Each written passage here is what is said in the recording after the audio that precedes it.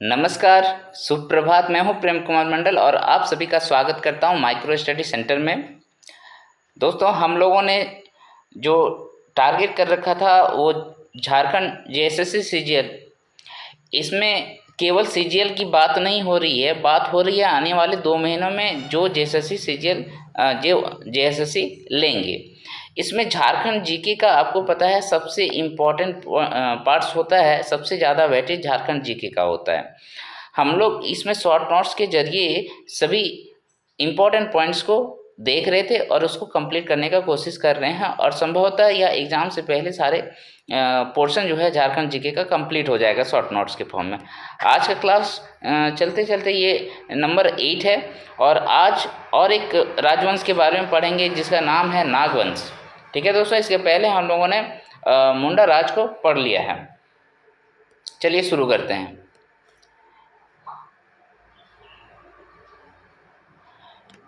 इसमें मैं और एक इम्पॉर्टेंट बात बताना चाहता हूँ कि ये जो नागवंश है, नागवंश हमारे जो देश है उसका सबसे लंबा पीरियड तक रहने वाला राजवंश है।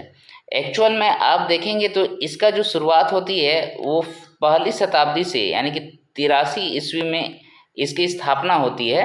उसके बाद हमारा जो आज़ादी होता है 1947 तक, तो यहाँ इस टाइम तक जो है यह वंश चलता है। तो समझ लीजिए कितना पुराना वंश है ये, राइट। और इसी तरीके से पूरे भारत में और 2 से 3 ऐसे राजवंश हैं जो बहुत लंबा पीरियड तक चला था, उसमें से ये एक है। चलिए, तो इसके इम्पॉर्टेंट फैक्ट्स को देखते हैं, इसके इम्पॉर्टेंट पॉइंट्स को देखते हैं। तो सबसे पहले हम लोग देखेंगे कि मुंडा जो राजा था, लास्ट राजा मदरा मुंडा, राइट, उन्होंने नागवंश के प्रथम राजा फनी मुकुट राय को गद्दी पर बैठाया था 83 ईस्वी में। यानी कि मुंडा राज में मदरा मुंडा ही ऐसे व्यक्ति थे जिन्होंने फनी मुकुट राय को अपना राज गद्दी दिया और नए वंश की स्थापना नागवंश का कर दिया। इसमें नागवंश जो लिखा हुआ है दोस्तों, ये संभवतः माना जाता है कि महाभारत के काल से जुड़ा हुआ है। और उसमें कहानी क्या है कि फनी मुकुट राय के बारे में आप जान लेंगे तो आपको सब पता चल जाएगा। कहा जाता है कि फनी मुकुट राय को मदरा मुंडा ने नाग फन के नीचे पाया था 64 ईस्वी में, राइट। इसमें ये भी माना जाता है कि फनी मुकुट राय का जो माता थी वो पार्वती जी थी और पिता जो थे पुंडरीक नाग थे।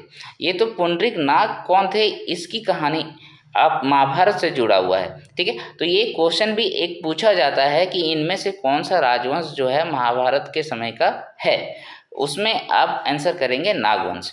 तो जरासंध का नाम आपने सुना होगा, जिसकी हत्या भीम ने कर दी थी।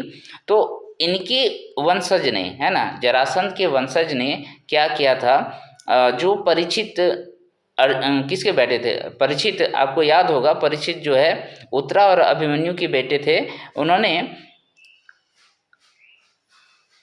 जरासंध के जो वंशज हैं उन्होंने क्या किया, परीक्षित को मार डाला, परीक्षित को मार डाला। तो परीक्षित का जो बेटा था उनका नाम था जन्मजय। क्या नाम है? जन्मजय। तो ये जन्मजय जो है क्या करते हैं, एक यज्ञ करते हैं जिसके जरिए नागवंश का पूरा पूरा विनाश करते हैं। तो और फिर विनाश करते हैं, मतलब जब विनाश हो जाता है तो उसमें एक नाग बच जाता है जिसका नाम रहता है पुंडरीक नाग। यही पुंडरीक नाग जो है किधर की ओर चला जाता है, बनारस की ओर जाता है।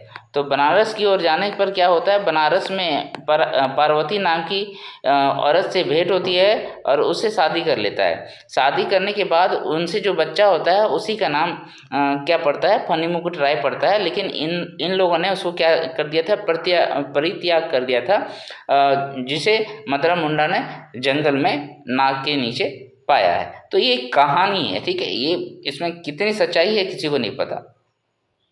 तो इसका पालन पोषण जो है मदरा मुंडा ने किया। और नागवंश का आदि पुरुष जो कहा जाता है दोस्तों, इसी को कहा जाता है, ठीक है। आपसे क्वेश्चन ये पूछेगा कि आदि पुरुष किसको माना जाता है, तो आप सीधा सीधा बताएंगे नागवंश का आदि पुरुष जो है वो फनी मुकुट राय है। दूसरा, इसमें इम्पोर्टेंट पॉइंट्स और क्या आप देखेंगे कि इसका जो राजधानी था दोस्तों, राजधानी सुतियांबे को बनाया था 177 ईस्वी में, ठीक है। उसके बाद अगर आप देखना चाहेंगे तो इन्होंने फनी मुकुट राय ने क्या किया था, अपना एक दीवान बनाया था, उसका नाम था भवराय श्रीवास्तव। कहीं कहीं भवराय पांडे भी लिखा हुआ रहता है, इस पॉइंट को अभी आप याद रखेंगे।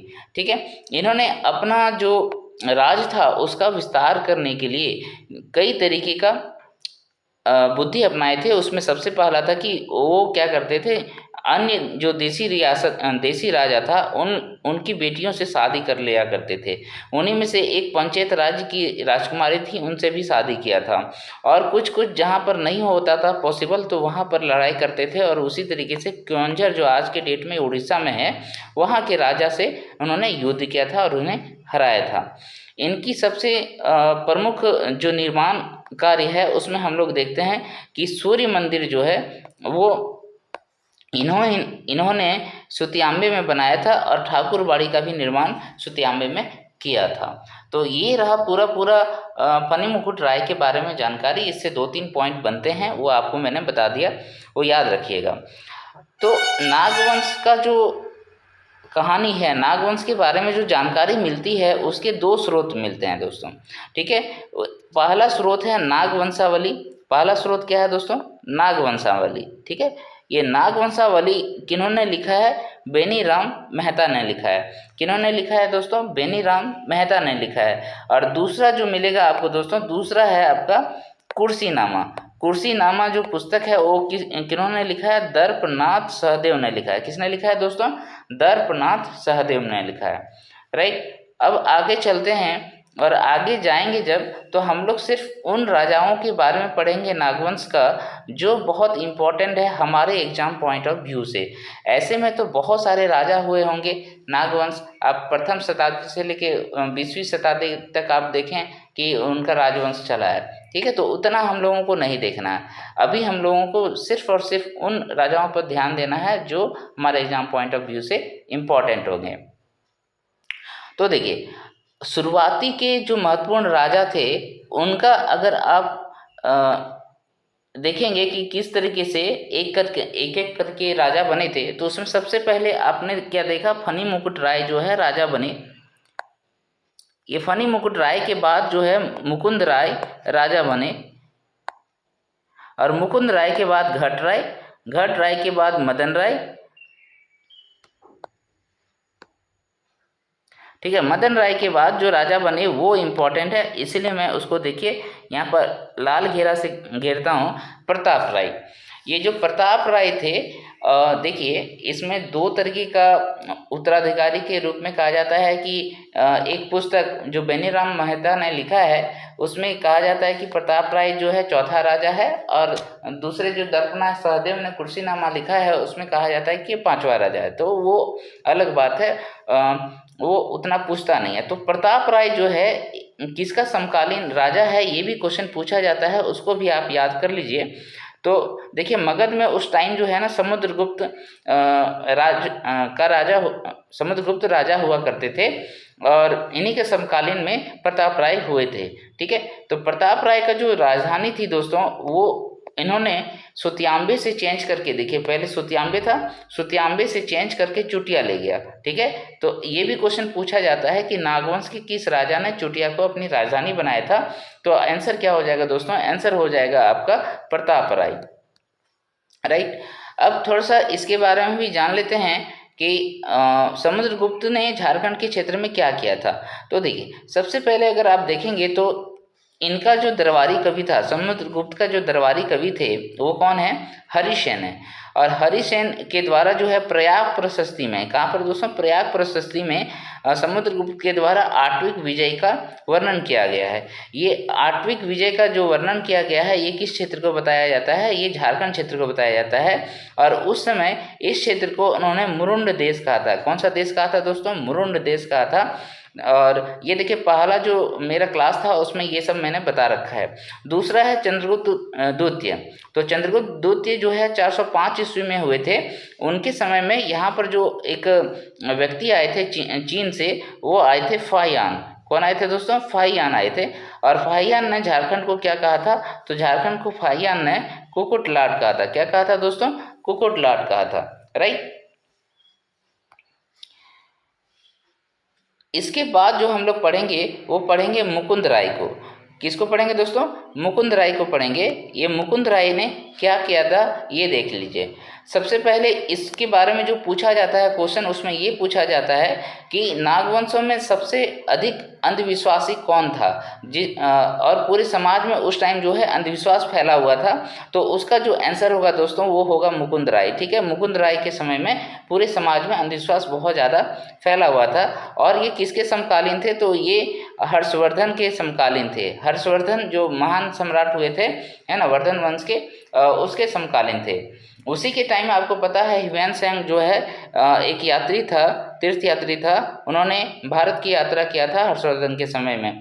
और इनकी एक वृत्तांत है सी यू की, है ना, सी यू की। उसमें झारखंड क्षेत्र को इन्होंने क्या कहा है? कीलोना सूफलाना कहा है। और इसका मतलब क्या होता है? कर्ण स्वर्ण होता है। ठीक है, ये सब एक्स्ट्रा जानकारी है आप लोगों के लिए, जो रिवीजन एक तरीके से है। पहला क्लास जो है उसमें सारी बातें बता दी गई थी। अब और एक इम्पोर्टेंट राजा जो हुआ था दोस्तों, वो कौन थे? वो है आपका गजघंट राय। कौन है? गजघंट राय।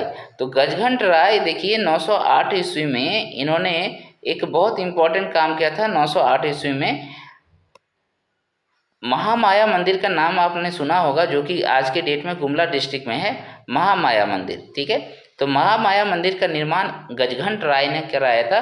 और ये भी क्वेश्चन पूछा जाता है, महामाया मंदिर का निर्माण किसने कराया था? तो नागवंशी राजा गजघंट राय ने किया था। और आज के डेट में ये कहाँ है? हापामुनी में पड़ता है, गुमला डिस्ट्रिक्ट में। ठीक है, हापामुनी में है, गुमला डिस्ट्रिक्ट में। उसके बाद इसमें और एक क्वेश्चन जो पूछा जाता है वो आपको यहाँ पर मैं बता देता हूँ कि प्रथम पुरोहित जो थे इसके, उनका नाम था हरिनाथ। क्या नाम था दोस्तों? हरिनाथ इनका नाम था, है ना। और ये एक्चुअल में महाराष्ट्र के थे, मराठा गुरु थे ये। ठीक है, उसके बाद इसी मंदिर में बाद में जो है दोस्तों विष्णु की मूर्ति को स्थापित किया था जो नागवंशी ही शासक थे बहुत बाद में। ठीक है, 1498 में। ठीक है, 1498 में शिवदास कर्ण ने यहाँ पर क्या किया था? एक विष्णु की प्रतिमा लगाया था महामाया मंदिर में। कितने राजा के बारे में पढ़ लिए? 4 राजाओं के बारे में पढ़ लिए। आगे अब देखते हैं। देखिए, एक ही क्लास में मैं नागवंश को ख़त्म करने की कोशिश कर रहा हूँ, ताकि देखिए इसमें ना सबसे लंबा जो है राजवंश यही है, उसके बाद सब छोटा छोटा है, वो बहुत 10-15 मिनट के क्लास में ख़त्म हो जाएगा। ये देखिए, अब और एक इम्पॉर्टेंट राजा के बारे में पढ़ते हैं हम लोग, जिस राजा का नाम है भीमकर्ण। क्या नाम है दोस्तों? भीमकर्ण। ये भीमकर्ण जो है एक्चुअल में देखिए राय अभी तक लिख रहे थे ना, तो अब लिख रहे हैं यहाँ पर कर्ण। तो भीमकर्ण ही ऐसा राजा था जिनकी टाइटल में जो है कर्ण लगा था। सबसे पहला यही राजा थे जिनके टाइटल में कर्ण लगा था। ये भी क्वेश्चन पूछता है, ठीक है, उसको याद रखिएगा आप। देखिए, इनका पिता थे गंधर्व राय। इनके पिता कौन थे? गंधर्व राय। तो गंधर्व राय बहुत प्रभावित हुए थे। एक छत्तीसगढ़ के राजा थे, कलचुरी वंश के एक राजा थे जिनका नाम था लक्ष्मीकर्ण। क्या नाम था दोस्तों? उसका नाम था लक्ष्मीकर्ण। तो इस लक्ष्मीकर्ण जो राजा थे उनसे प्रभावित होकर ही गंधर्व राय ने अपने बेटे का नाम कर्ण रखा था, मतलब भीमकर्ण रखा था। टाइटल में कर्ण जोड़ दिया था। अब यहाँ पर और एक क्वेश्चन पूछा जाता है, उसमें क्या इंपॉर्टेंट क्वेश्चन है कि इन्होंने भी अपनी राजधानी को चेंज कर लिया था। उस टाइम क्या हो रहा था? देखिए, ये समय कब है? 1098 से 1132 ईस्वी के बात कर रहे हैं। तो इसमें क्या हो रहा था? अफगान, तुर्क, ये बहुत सारे लोग जो है भारत पर आ रहे थे और बंगाल की तरफ बढ़ के आक्रमण करना चाहते थे। तो उनको क्या होता था? झारखंड से होकर गुजरना पड़ता था। अगर आप झारखंड का मानचित्र देखेंगे तो आपको पता है ना, इधर से जो इसके पूरब में जो है वेस्ट बंगाल है। तो ये वेस्ट बंगाल जो है हमेशा क्यों जाता था? क्योंकि इधर बहुत ज़्यादा ही प्रचुर मात्रा में धन संपदा थी। तो लोग जब आते थे उधर आक्रमण करने के लिए, तो उनको झारखंड से होकर जाना पड़ता था। और झारखंड के मिडिल से होकर बेसिकली जाया करता था, जो आज के डेट में रांची हम लोग जानते हैं। तो इसी क्षेत्र में सारे ये सब सारे क्षेत्र है ना, चोटिया हो गया, खुखरा हो गया, सुतियांबे हो गया, सब तो इसी के आसपास है। बस वो लोग क्या करते थे, एक जगह से दूसरे जगह शिफ्ट कर देते थे, जो रास्ता होकर जाते थे उस रास्ते में अपना राजधानी को नहीं रखते थे ताकि लूटपाट ना हो और उनको परेशानी ना हो। ठीक है, तो भीमकर्ण ने भी वैसा ही किया, तुर्कों से बचने के लिए अपनी राजधानी जो है चुटिया से कहाँ ले गया, खुखरा ले गया। तो अभी तक 3 राजधानी आप लोगों ने पढ़ रखा है। फनी मुकुट राय ने कहाँ बनाया था, सुत्यांबे, उसके बाद प्रताप राय ने चुटिया ले गया और चुटिया से अभी खुखरा ले गया भीमकर्ण ने। ठीक है, अब यहाँ पर देखिए भीमकर्ण ने एक बहुत बड़ी लड़ाई लड़ी थी, उस लड़ाई के बारे में यहाँ पर मैंने लिख रखा है, उसका नाम है बरवा की लड़ाई। तो बरवा की लड़ाई बेसिकली आपको पता है पलामू में जो है एक राजवंश चल रहा था, रक्सेल का वंश। ठीक है, तो रक्सेल वंश में एक राजा हुए हेहय वंशी। तो उन्होंने क्या किया, 12,000 अपने घुड़सवारों के साथ, 12,000 घुड़सवारों के साथ उन्होंने नागवंश के राजाओं के ऊपर आक्रमण कर दिया। तो इस आक्रमण में ये हुआ कि भीमकर्ण एक तो प्रतापी ही राजा था, ये बहुत अच्छा राजा था, तो इन्होंने विजय हासिल किया और रक्सेल वंश को हरा दिया। तो इसी के टाइम पे क्या हुआ, एक वासुदेव की मूर्ति मिलती है। इस वासुदेव की मूर्ति का बहुत इम्पोर्टेंट कहानी है, हम लोग आगे देखेंगे उसको। कि देखिए यहाँ पर एक पॉइंट मैंने लिखा है, जसकर्ण ने वासुदेव की मूर्ति को कोराम्बे, जो कि हल्दी घाटी माना जाता है झारखंड का, है ना, कोराम्बे में वासुदेव की मूर्ति को स्थापित किया था। राइट, तो यहाँ पर भीमकर्ण ने बरवा की लड़ाई में क्या किया, रक्सेल वंश को हरा दिया और फिर जो बरवा का क्षेत्र है और जो टोरी का क्षेत्र है उस पर अपना कब्जा कर लिया। तो ये तो रही पूरी बात भीमकर्ण के बारे में। ठीक है, इसका स्क्रीनशॉट आप ले लीजिए, फिर आगे हम बताते हैं।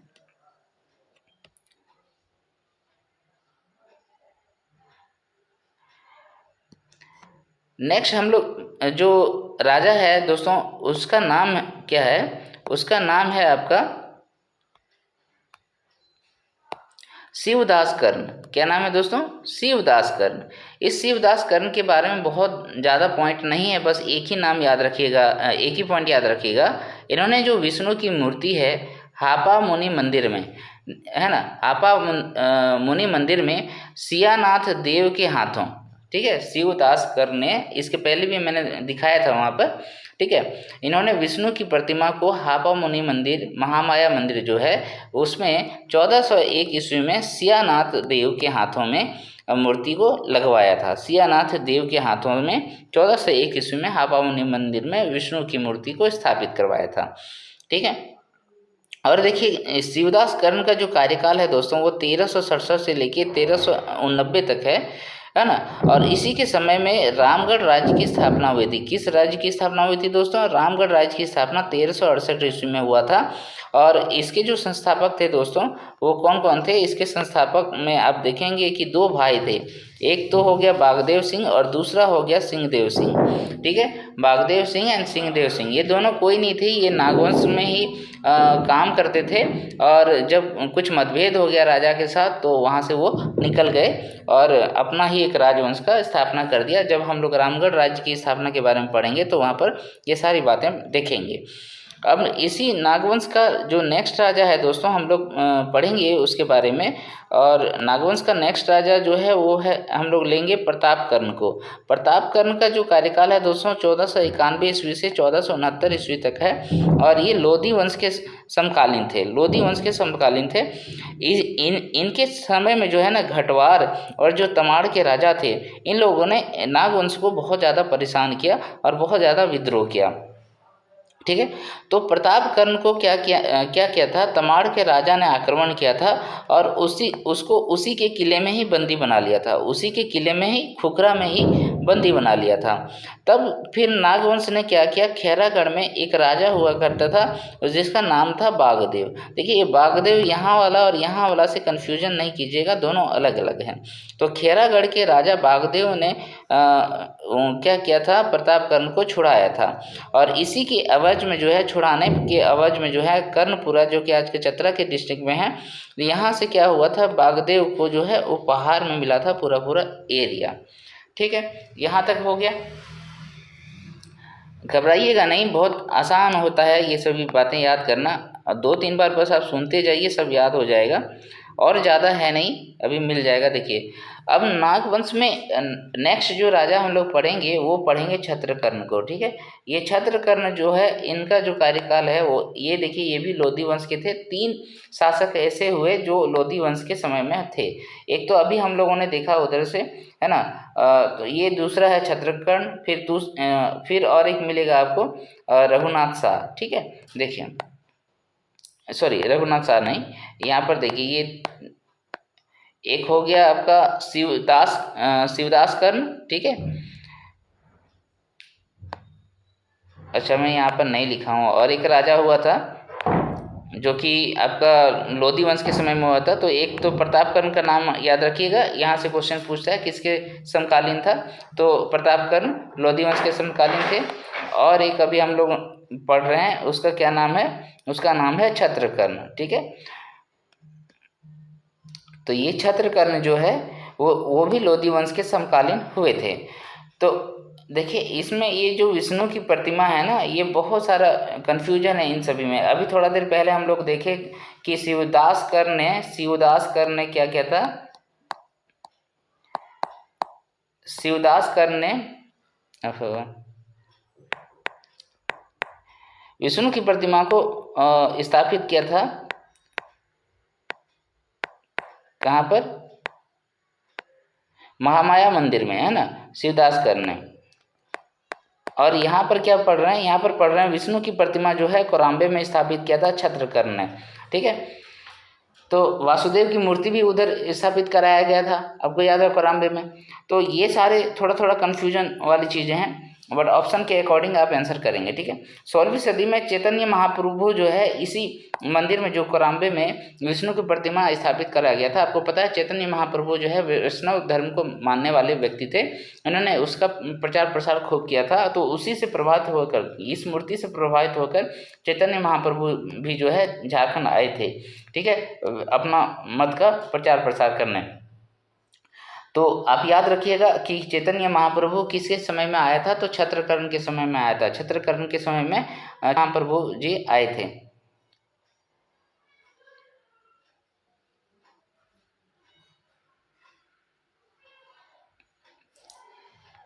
देखिए इसमें थोड़ा सा कंफ्यूजन है, 16वीं सदी लिखा हुआ है ना, 16वीं सदी में चैतन्य महाप्रभु आया था। 16वीं सदी मतलब 1500 के बाद, 1500 के बाद, तो ये क्षत्रकर्ण होगा नहीं। देखिए ये सब झारखंड का इतिहास थोड़ा सा कन्फ्यूजन वाला है, इस सब में थोड़ा सा ध्यान देते हैं इस सब में, है ना। ठीक है, इसको आप ज़्यादा इम्पोर्टेंट मान के नहीं चलिए, सिर्फ ये याद रखिएगा चैतन्य महाप्रभु आपसे पूछा जाएगा कि कौन सा मंदिर और कौन सा मूर्ति से प्रभावित होकर आए थे, तो विष्णु की मूर्ति। ठीक है, जो कि कोराम्बे में स्थापित कराया था, किसने कराया था, क्षत्रकर्ण ने कराया था। अब नेक्स्ट आते हैं रघुनाथ शाह। तो रघुनाथ शाह जो है 1640 से 1690 ईस्वी तक राज किया था। इन्होंने बहुत सारे काम किए थे। देखिए रघुनाथ शाह जो थे वो बहुत ही शांतिप्रिय राजा थे, ये किसी से लड़ाई नहीं चाहते थे। ठीक है, किसी से भी लड़ाई नहीं चाहते थे, और हमेशा दूसरे से संबंध बनाने के लिए अगर पैसा भी देना पड़ता था, मालगुजारी भी देना पड़ता था, तो उसको मालगुजारी दे देता था, बट युद्ध नहीं करता था। इन्होंने बहुत सारा काम किया था। देखिए ये सब याद रखिएगा। इन्होंने सबसे पहले काशीनाथ मंदिर जो द्वाइसा है, वहाँ पर द्वाइसा में काशीनाथ मंदिर का स्थापना किया था। दूसरा मदन मोहन मंदिर जो है रांची में बनाया था, मदन मोहन मंदिर 1665 ईस्वी में। फिर राम सीता मंदिर जो है चुटिया में 1685 ईस्वी में बनाया था। और चेरो वंश के राजा मेदिनी राय से भी इसकी लड़ाई होती है, और ये भी पॉइंट आप याद रखिएगा, चेरो राजा मेदिनी राय से इसकी लड़ाई होती है ना। और द्वाइसा का जो किला है, नवरत्नगढ़ का किला है ना, उसका जो फाटक था, है ना, उसका फाटक को उठा के लेके चला गया था, और पलामू में जो नया किला है उसमें स्थापित कर दिया था। पलामू के नए किले में स्थापित कर दिया था मेदिनी राय ने। ठीक है, तो ये याद रखिएगा। नागवंश में जो रघुनाथ शाह थे 1640 से 1690 ईस्वी में इन्होंने 3 मंदिरों का निर्माण किया था, काशीनाथ मंदिर, मदन मोहन मंदिर, राम सीता मंदिर। ठीक है, और इसी के समय में मेदिनी राय ने आक्रमण किया था और नवरत्नगढ़ के किले से फाटक को उठा के ले गया था। और जो एक क्वेश्चन बार बार पूछा जाता है, उसमें से जो प्रमुख नाम है दोस्तों वो है दुर्जन साल। ठीक है, दुर्जन साल के बारे में आइए हम लोग देख लेते हैं क्या क्या इंपॉर्टेंट पॉइंट है। सबसे पहली बात तो ये कि जहांगीर के समय का था दुर्जन साल। उसके समकालीन था। और 1612 ईस्वी में जो है दुर्जन साल क्या करते हैं, मुगल सम्राट को, देखिए इसके पहले जो है कर देना शुरू कर दिया था नागवंशों ने मुगलों को अकबर के समय में ही, लेकिन जहांगीर के समय में क्या हुआ, 1612 ईस्वी में दुर्जन साल ने कहा कि हम कर नहीं देंगे, ठीक है, और अपने आप को स्वतंत्र घोषित कर दिया। इस ऐसे में क्या हुआ कि जो बिहार था ना, वहाँ पर जहांगीर ने क्या किया था, सूबेदार बैठा के रखा था। तो सबसे पहले उन्होंने जाफर खां को भेजा, जिनकी मृत्यु वहाँ पर हो जाती है, ठीक है, और वो जो है दुर्जन साल को हरा नहीं पाते हैं। बाद में किसको भेजा जाता है, इब्राहिम खां को भेजा जाता है। तो ये भी क्वेश्चन पूछा जाता है दोस्तों कि जहांगीर के समय में बिहार का सूबेदार कौन थे, ठीक है, तो याद रखिएगा जाफर खां और इब्राहिम खां। तो इब्राहिम खां जो है 1615 ईस्वी में दुर्जन साल को हरा देते हैं, और हरा के उसको पकड़ के ले जाते हैं आपका जहांगीर के दरबार में। जहांगीर के दरबार में ले जाने पर उनको सज़ा मिलती है, और सज़ा के तौर पे उसको ग्वालियर के किले में, कहाँ के किले में दोस्तों, ये सब पॉइंट देखिए याद रखिएगा, ग्वालियर के किले में बंदी बना लिया जाता है, और वहाँ पर उनको 12 वर्षों तक रहना पड़ता है। 1-2 साल नहीं दोस्तों, 12 वर्षों तक उनको वहाँ पर रहना पड़ता है, ठीक है। 1615 से लेकर 1627 ईस्वी तक। अब क्या होता है, एक दिन जहांगीर को हीरे को परखना होता है। तो उनको पता चला कि दुर्जन साल जो है हीरे को बहुत अच्छे से पहचानता है, बहुत अच्छे से जानता है। तो उसको बुलाया जाता है। तो दुर्जन साल जो है हीरे को बहुत अच्छे से परख के जहांगीर को बता देते हैं कि ये इस प्रकार के हीरे हैं। तो फिर जहांगीर क्या करता है, उसको एक पदवी देता है। उस पदवी का नाम क्या है दोस्तों, उस पदवी का नाम है शाह। क्या नाम है उसका, शाह। तो इसमें दुर्जन साल के जगह दुर्जन शाह भी कभी आपको मिलेगा लिखा हुआ। तो अब जहांगीर ने इसको आज़ाद कर दिया, और आज़ाद करने के बाद इनको कहा गया कि आप जो है मुझे 6,000 रुपया वार्षिक कर देंगे, 6,000 रुपया वार्षिक कर देंगे। ये भी क्वेश्चन इंपॉर्टेंट है, ये भी पूछ लेता है कि कितना 1,000 रुपया वार्षिक कर देने का उसने वादा किया था दुर्जन शाह ने या फिर दुर्जन साल ने। तो आपको 6,000 आंसर करना है। दूसरा है कि इन्होंने अपनी राजधानी अब क्या किया ना कि खोखरा से हटा के दौसा ले गया, ठीक है, खोखरा से हटा के दौसा ले गया। और इन्होंने ही नवरत्नगढ़ का किला का निर्माण कराया था। नवरत्नगढ़ का किला का निर्माण दुर्जन साल ने करवाया था। और फिर आपने देखा कि इस किले का जो फाटक था उसको उठा के किसने ले गया था, मेदिनी राय ने ले गया था, जब रघुनाथ शाह इसके बाद राजा बने थे। और इन्होंने ही सबसे इम्पोर्टेंट एक झरोखा दर्शन आपसे पूछेगा कि झरोखा दर्शन का व्यवस्था किसने किया था, तो दुर्जन साल ने किया था। और दुर्जन साल की मृत्यु दोस्तों 1640 ईस्वी में हो जाता है, और उसके बाद ही रघुनाथ शाह जो है राजा बनते हैं, ठीक है। चलते हैं और नागवंश का देखिए एकदम एंड पॉइंट में आ गए। इसमें बहुत ज़्यादा और याद नहीं करना है, दुर्जन साल आप बिल्कुल याद रखेंगे, रघुनाथ शाह याद रखेंगे, ठीक है। एक नाम और आया राम शाह। तो राम शाह के बारे में बोला जाता है कि ये बहादुर शाह प्रथम के समकालीन थे। ये क्वेश्चन आ चुका है दोस्तों, तो इसको आप याद रखिएगा जरूर, ठीक है। इन्होंने कपिलनाथ मंदिर का निर्माण करवाया था दौसा में। दौसा इनकी राजधानी थी, तो वहाँ पर कपिलनाथ मंदिर का निर्माण कराया था। इनके जो 2 प्रमुख बेटे थे, एक नाम था यदुनाथ शाह और एक दूसरा नाम था एनीनाथ शाह। ये दोनों ही नाम इम्पोर्टेंट है, क्योंकि यदुनाथ शाह को तो नागवंश का राजा बना दिया गया था, और एनी शाह को है दोस्तों वो एक सूबेदारी एक तरीके से समझ लीजिए वो दे दिया गया था, ठीक है। तो यदुनाथ शाह के बारे में अगर आप जानना चाहते हैं तो यदुनाथ शाह के बारे में देखिए क्या है इंपॉर्टेंट पॉइंट्स। उसमें सबसे पहले बात तो ये कि यदुनाथ शाह जो है वो फर्रुखसियर के समकालीन थे। बहादुर शाह द्वितीय के बाद देखे थे आप, फर्रुखसियर बनता है 1717 ईस्वी में, है ना। बिहार में सूबेदार सरबुलंद खान ने इनके ऊपर आक्रमण किया था। ये इम्पोर्टेंट पॉइंट नहीं है। ये इम्पोर्टेंट पॉइंट कौन सा है दोस्तों, इम्पोर्टेंट पॉइंट ये वाला है कि इन्होंने फिर से दौसा से राजधानी जो है पालकोट लेके गया था। ये भी गुमला में है, पालकोट भी गुमला में है, दौसा भी गुमला में है। तो यदुनाथ शाह ने जो है दौसा से राजधानी कहाँ ले गया, पालकोट ले गया। ये इंपॉर्टेंट पॉइंट है। नेक्स्ट पॉइंट हम लोग चलते हैं और एनीनाथ शाह के बारे में पढ़ते हैं। एनी शाह या फिर एनीनाथ शाह के बारे में पढ़ते हैं। तो इन्होंने एक इम्पॉर्टेंट काम जो किया है दोस्तों, जो आज भी मौजूद है, वो है जगन्नाथ मंदिर का निर्माण करवाया था। कब करवाया था? 1691 ईस्वी में करवाया था दोस्तों। 1691 ईस्वी में किन्होंने करवाया था? एनीनाथ शाह ने करवाया था, जगन्नाथ मंदिर का निर्माण कराया था। इन्होंने अपना जो राजधानी बनाया था, इनको जो सुबेदारी मिली थी, उसके बाद उन्होंने अपने आप को राजा भी उधर घोषित किया। तो उन्होंने अपनी एक राजधानी बनाई सतरंजी, ठीक है, स्वर्ण रेखा नदी के किनारे है। और इन्होंने ही, अनिनाथ शाह ने ही हटिया बाजार की स्थापना करी थी, जो आज भी हटिया फेमस है। अब दो नाम और देख लेते हैं। एक है जगन्नाथ शाह। जगन्नाथ शाह ने किया था, अपनी राजधानी जो है पालकोट भैरो ले किया था। पहले यहाँ पर देखिए जगन्नाथ शाह ने पालकोट बनाया था, उसके बाद इन्होंने पालकोट भैरो को बनाया।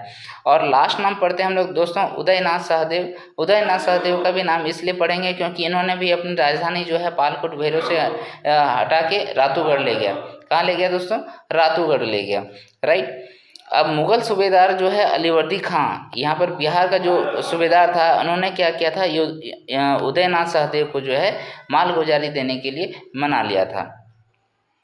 अब देखिए इतना सारा हम लोग कहानी पढ़े, तो उसमें याद रखने वाला पॉइंट और एक क्या था कि राजधानियों को किन्होंने चेंज किया था।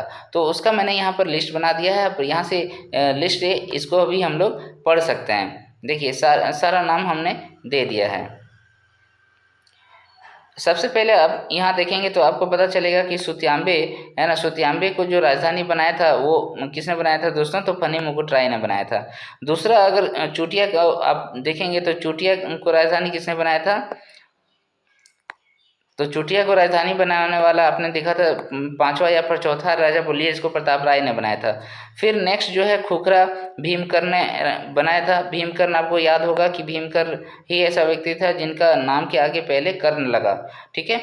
और फिर नेक्स्ट जो राजधानी बनाया गया वो बनाया गया आपका दोईसा। और दोईसा को राजधानी किसने बनाया था? दुर्जन शाह ने बनाया था। दुर्जन शाह का जो ये नाम है बहुत इंपॉर्टेंट है, जहांगीर के समय में हुआ था, आपको याद है, 12 साल ग्वालियर के जेल में कैद रहा था, ये भी याद है। उसके बाद जब छोड़ा गया तो उसने अपनी राजधानी खुखरा से दोईसा बनाया। नेक्स्ट राजधानी जो चेंज हुआ वो दोस्तों वो हो गया आपका पालकोट। और इस पालकोट को किसने बनाया था? यदुनाथ शाह ने बनाया था। आपको पता है यदुनाथ शाह जो है राम शाह का बेटे था, और इन्होंने राजधानी को दोईसा से पालकोट ले गया था। नेक्स्ट दो राजधानियां हैं, उसमें पालकोट भैरो है और रातूगढ़ है। तो रातूगढ़ को किसने चेंज किया था? तो उदयनाथ सहदेव ने किया था। तो ये आप लिस्ट भी याद रखिएगा इस तरीके से कि ये 1 नंबर हुआ, ये 2 हुआ, ये 3 हुआ, ये 4 हुआ, ये 5, ये 6 और ये 7। तो कभी कभी ये भी पूछ लेता है कि किस प्रकार से राजधानियाँ चेंज हुई है, ठीक है, उसका समीकरण आपसे पूछ लेगा। ओके दोस्तों, तो आज का क्लास यहीं पर ख़त्म होता है, और मुझे आशा है कि नागवंश आप बहुत अच्छे तरीके से याद कर पाएंगे इसमें, ठीक है दोस्तों। अगर आपको मेरा वीडियो पसंद आ रहा है, आपको लग रहा है कि आपके एग्जाम पॉइंट ऑफ व्यू से बहुत ही इंपॉर्टेंट टॉपिक्स मैं पढ़ा रहा हूं, तो आप प्लीज़ लाइक ज़रूर करें, सब्सक्राइब करें, शेयर करें सबसे ज़्यादा से ज़्यादा, ताकि मैं ज़्यादा से ज़्यादा लोगों तक पहुंच सकूं और मेरा जो पढ़ाया हुआ वीडियो है उस तक पहुँच सके और उनकी प्रिपरेशन हो सके। दोस्तों मेरा यूट्यूब में चैनल माइक्रो स्टडी सेंटर के नाम से है। मेरा जो टेलीग्राम चैनल है वो PKPM0991 के नाम से है, ठीक है। फिर मेरा इंस्टाग्राम प्रोफाइल ये रहा और फेसबुक प्रोफाइल ये है। आप अगर मेरे से जुड़ना चाहते हैं, आपको PDF फाइल चाहिए, तो टेलीग्राम चैनल से जरूर जुड़िए। Thank you for watching my video. धन्यवाद। जय हिंद।